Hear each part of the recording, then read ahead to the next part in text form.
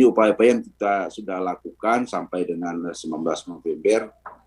Notifikasi jadi dari P2P sudah membuat notifikasi catatan memang ada pelaporan ini, kemudian investigasi kasus dan lingkungan sudah kami lakukan, advokasi dengan pemerintah daerah sudah dilakukan baik ke bupati maupun gubernur. Terakhir saya ke sana kemarin dulu ya, dan konsultasi dengan WHO dan juga UNICEF.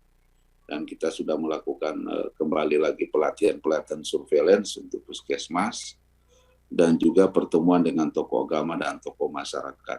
Ya, nanti kemarin sudah ada deklarasi dari Bupati untuk menyampaikan ini sudah ada bawa KLB. Ya, slide. Kemudian tentu yang diinginkan ke depan respon dalam penanggulangan KLB, yaitu kita akan melakukan outbreak response imunisasi ya, dan juga tentu cakupan imunisasi rutin kita tingkatkan, dan kita rencanakan di PD dimulai tanggal 28 November untuk Kabupaten PD kita harapkan selesai dalam seminggu, dan tanggal 5 seluruh kabupaten kota di wilayah Aceh.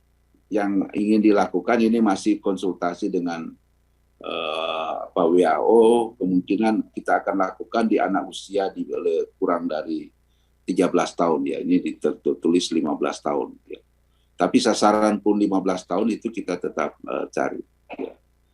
Jadi ini kita di samping mempersiapkan ini, kita juga melakukan surveillance yang aktif ya ke vaskes untuk melihat jangan-jangan ada yang belum terlaporkan ya.